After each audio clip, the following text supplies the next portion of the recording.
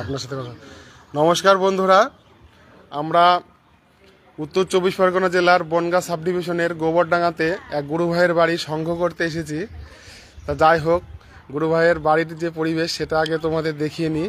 এই দেখো, বাড়ির সামনেই পুকুর এবং পুকুরের চারিদিকে পাড় বাঁধানো, আর বাড়িগুলো দেখতে খুব সুন্দর। পুকুরটা বিশাল বড়, পুকুরে মাছ আছে। এই পুকুরের জলে স্নান করে আমরা আজকে স্নান পর্ব সেরেছি। এখন আমরা আরেকটু পরে সঙ্গ শুরু করব। আমাদের সঙ্গে আছে বিশিষ্ট গুরু ভাই গোবিন্দ হালদার মহাশয়। শুনে নিন তার মুখ থেকে কিছু কথা। গোবিন্দদা, কেমন লাগছে এই পুকুর দেখে বা এই পরিবেশ দেখে? কেমন লাগছে তোমার? লাগছে, অপূর্ব লাগছে, খুব সুন্দর। আমরা চান করে খুব আরাম পেলাম। এই পুকুরটা আমরা প্রতিবারই আসি, এখানে চান করে খুব আনন্দ পাই। এবং এই গুরু ভাইয়ের বাড়িতে আমরা অনুষ্ঠান করতে এসে খুব আনন্দ লাগে। পিছনে রয়েছে একটি আম গাছ। আম গাছে মুকুল এক সময় ছিল, এখন বড় বড় আমে পরিণত হয়েছে। আর কিছুদিন পরে এই আমগুলো আবার পাকতে শুরু করবে।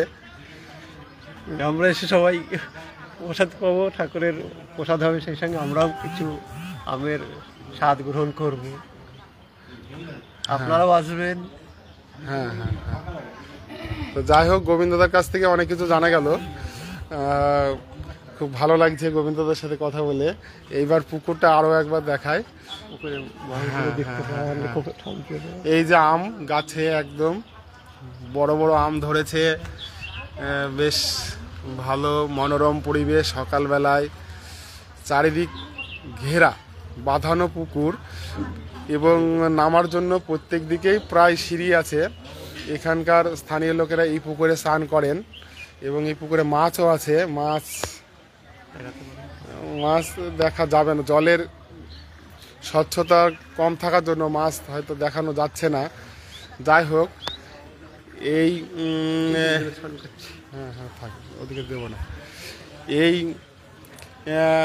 পুকুরটি আপনাদের কেমন লাগছে বা এই পরিবেশটি, সকালের এই মনোরম পরিবেশটি আপনাদের কেমন লাগছে তা সকলে কমেন্ট করে জানাবেন।